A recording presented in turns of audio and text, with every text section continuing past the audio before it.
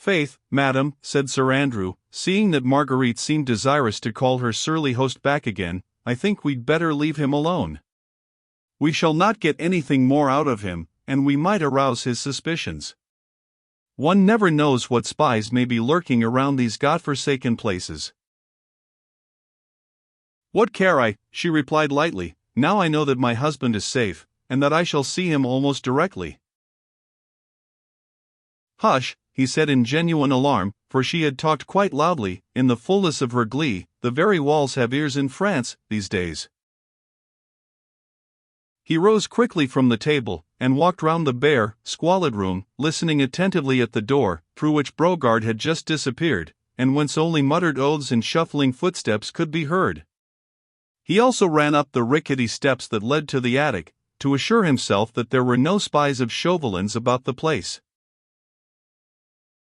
"Are we alone, monsieur, my lackey?" said Marguerite, gaily, as the young man once more sat down beside her. "May we talk?"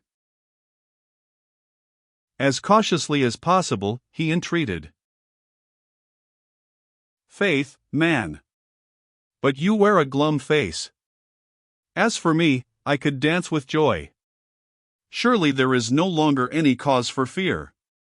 Our boat is on the beach, the foam crest not 2 miles out at sea, and my husband will be here, under this very roof, within the next half hour perhaps. Sure. There is naught to hinder us. Chauvelin and his gang have not yet arrived."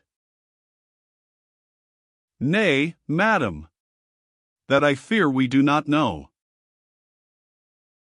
"What do you mean?" "He was at Dover at the same time that we were.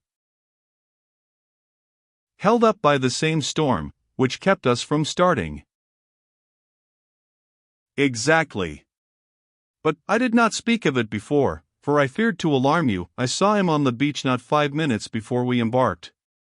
At least, I swore to myself at the time that it was himself. He was disguised as a cure, so that Satan, his own guardian, would scarce have known him. But I heard him then, bargaining for a vessel to take him swiftly to Calais, and he must have set sail less than an hour after we did." Marguerite's face had quickly lost its look of joy. The terrible danger in which Percy stood, now that he was actually on French soil, became suddenly and horribly clear to her. Chauvelin was close upon his heels. Here in Calais, the astute diplomatist was all-powerful. A word from him and Percy could be tracked and arrested, and every drop of blood seemed to freeze in her veins. Not even during the moments of her wildest anguish in England had she so completely realized the imminence of the peril in which her husband stood. Chauvelin had sworn to bring the Scarlet Pimpernel to the guillotine, and now the daring plotter, whose anonymity hitherto had been his safeguard, stood revealed through her own hand, to his most bitter, most relentless enemy. Chauvelin, when he waylaid Lord Tony and Sir Andrew Ffoulkes in the coffee-room of the Fisherman's Rest, had obtained possession of all the plans of this latest expedition. Armand Estée.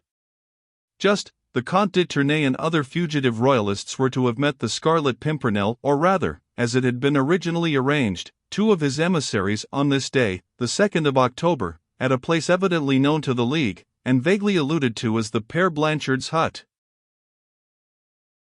Armand, whose connection with the Scarlet Pimpernel and disavowal of the brutal policy of the Reign of Terror was still unknown to his countrymen, had left England a little more than a week ago, carrying with him the necessary instructions, which would enable him to meet the other fugitives and to convey them to this place of safety. This much Marguerite had fully understood from the first, and Sir Andrew Ffoulkes had confirmed her surmises. She knew, too, that when Sir Percy realized that his own plans and his directions to his lieutenants had been stolen by Chauvelin, it was too late to communicate with Armand, or to send fresh instructions to the fugitives. They would, of necessity, be at the appointed time and place, not knowing how grave was the danger which now awaited their brave rescuer. Blakeney, who as usual had planned and organized the whole expedition, would not allow any of his younger comrades to run the risk of almost certain capture. Hence his hurried note to them at Lord Grenville's ball: "Start myself tomorrow alone." And now, with his identity known to his most bitter enemy, his every step would be dogged the moment he set foot in France. He would be tracked by Chauvelin's emissaries, followed until he reached that mysterious hut where the fugitives were waiting for him, and there the trap would be closed on him and on them. There was but 1 hour, the hour's start which Marguerite and Sir Andrew had of their enemy, in which to warn Percy of the imminence of his danger, and to persuade him to give up the foolhardy expedition, which could only end in his own death. But there was that 1 hour. "Chauvelin knows of this from the papers he stole," said Sir Andrew, earnestly, "and on landing will make straight for it." "He has not landed yet," she said. "We have an hour's start on him, and Percy will be here directly. We shall be mid-channel ere Chauvelin has realized that we have slipped through his fingers." She spoke excitedly and eagerly, wishing to infuse into her young friend some of that buoyant hope which still clung to her heart. But he shook his head sadly. "Silent again, Sir Andrew," she said with some impatience. "Why do you shake your head and look so glum?" "Faith, madam," he replied, "'tis only because in making your rose-colored plans, you are forgetting the most important factor." "What in the world do you mean? I am forgetting nothing." "What factor do you mean?" she added with more impatience. "It stands 6 foot odd high," replied Sir Andrew, quietly, "and hath named Percy Blakeney." "I don't understand," she murmured. "Do you think that Blakeney would leave Calais without having accomplished what he set out to do?" "You mean—" "There's the old Comte de Tournay." "The Comte," she murmured. "N.S.T. Just, and others." "My brother," she said with a heartbroken sob of anguish. "Heaven help me, but I fear I had forgotten." Fugitives as they are, these men at this moment await with perfect confidence and unshaken faith the arrival of the Scarlet Pimpernel, who has pledged his honor to take them safely across the Channel. Indeed, she had forgotten. With the sublime selfishness of a woman who loves with her whole heart, she had in the last 24 hours had no thought save for him. His precious, noble life, his danger, he, the loved one, the brave hero, he alone dwelt in her mind. "My brother," she murmured, as one by one the heavy tears gathered in her eyes, as memory came back to her of Armand, the companion and darling of her childhood, the man for whom she had committed the deadly sin, which had so hopelessly imperiled her brave husband's life. "Sir Percy Blakeney would not be the trusted, honored leader of a score of English gentlemen," said Sir Andrew, proudly, "if he abandoned those who placed their trust in him. As for breaking his word, the very thought is preposterous." There was silence for a moment or two. Marguerite had buried her face in her hands, and was letting the tears slowly trickle through her trembling fingers. The young man said nothing. His heart ached for this beautiful woman in her awful grief. All along he had felt the terrible impasse in which her own rash act had plunged them all. He knew his friend and leader so well, with his reckless daring, his mad bravery, his worship of his own word of honor. Sir Andrew knew that Blakeney would brave any danger, run the wildest risk sooner than break it, and, with Chauvelin at his very heels, would make a final attempt, however desperate, to rescue those who trusted in him.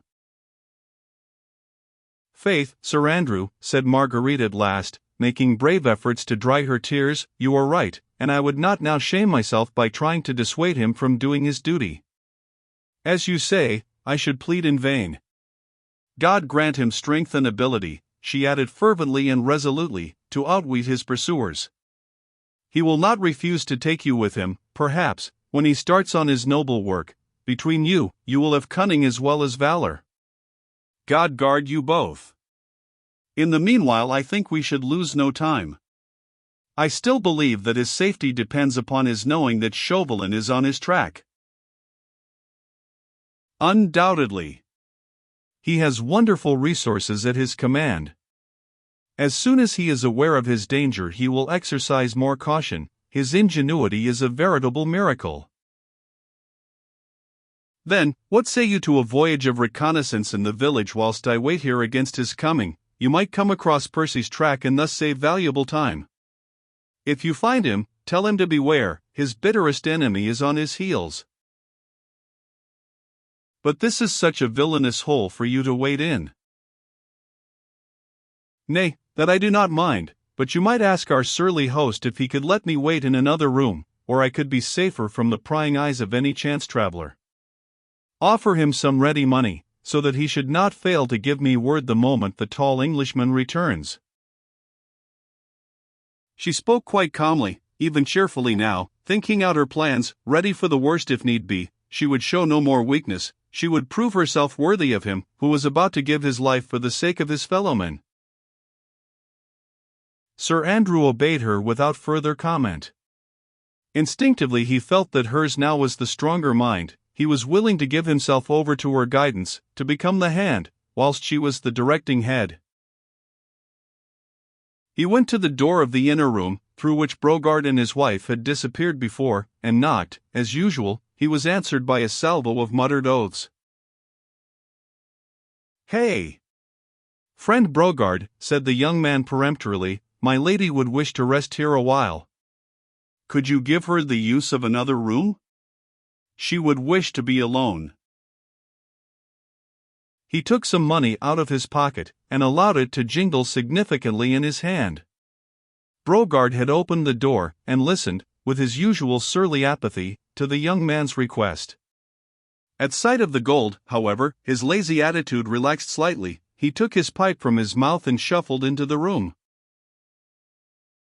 He then pointed over his shoulder at the attic up in the wall.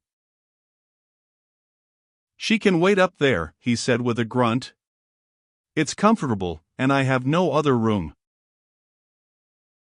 "Nothing could be better," said Marguerite in English. She at once realized the advantages such a position hidden from view would give her.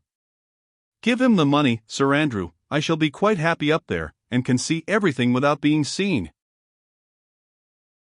She nodded to Brogard, who condescended to go up to the attic, and to shake up the straw that lay on the floor.